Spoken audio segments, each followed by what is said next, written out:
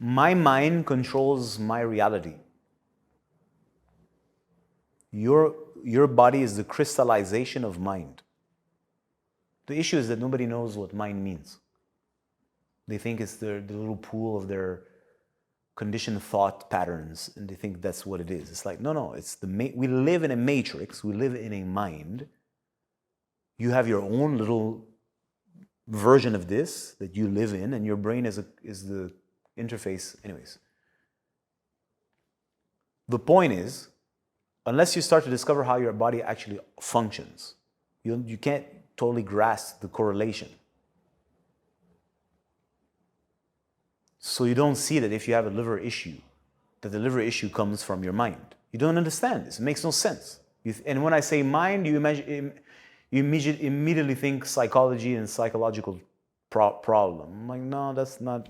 Some of your mental anxieties or mental patterns can create psychopathology that is going to be repertoriated by the DSM and whatnot. Fine. But this is shallow work. I don't want to insult or disrespect. I'm just saying it is. It's what it is. What can I tell you? Okay? So unless you start to discover how your body functions, how did I discover the mind? I didn't discover the mind by studying mind like some kind of ascetic person who has no fucking balls. I discovered the mind by studying my body. So I said this in previous videos. The body is the hard drive of God. Now fuck the word God. Say the hard drive of life. And if this is too big for you, your body is the hard drive of whatever you are. Okay? I think this is easy to understand. So if I start to discover how my body works, well, guess where it's taking you? Now, the issue is that your average person wants nothing to do with anything subtle. They think subtlety is the imagination, hallucination, or craziness. And on the other side, you have these people who live like, I'm an empath. They're insane. And you're like, if this is what it is to be subtle, then I want nothing to do with that because I don't want to be like that, right? It's mocked. So I get it, right? So it's a sensitive issue. But what I'm trying to say is like, well, if you allow yourself to experience what's living inside your body, I said body now, well, it's going to literally connect you to, let's say I have pain in my liver, right? If you, instead of running from your pain, start to allow that pain to express itself, we're talking about body stuff.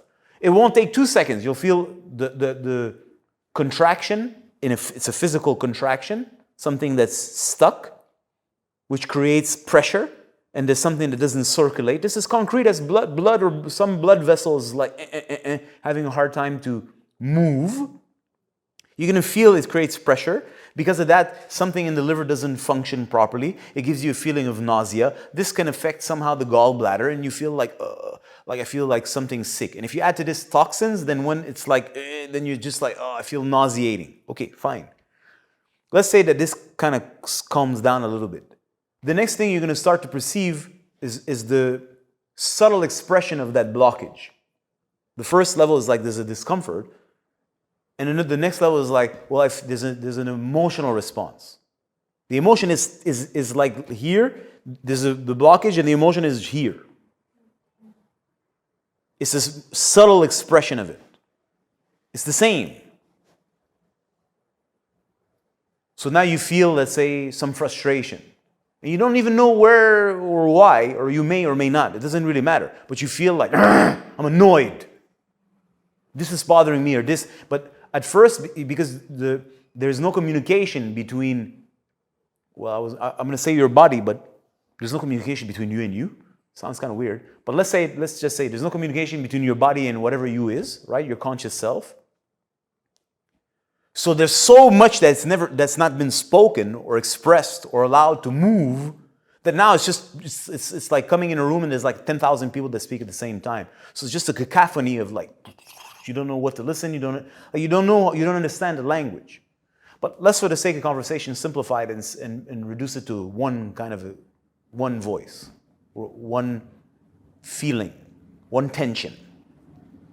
So now you feel the tension, and then you perceive its emotional expression.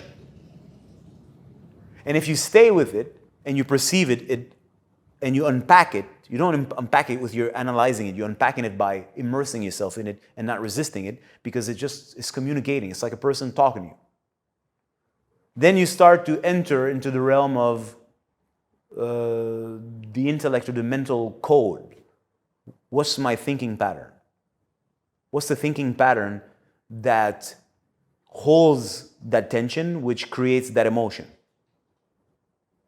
And then you can go further and further and further into this and go much deeper. But the point is, let's say I've done a lot of hands-on treatments to people, and I've received a lot over the years.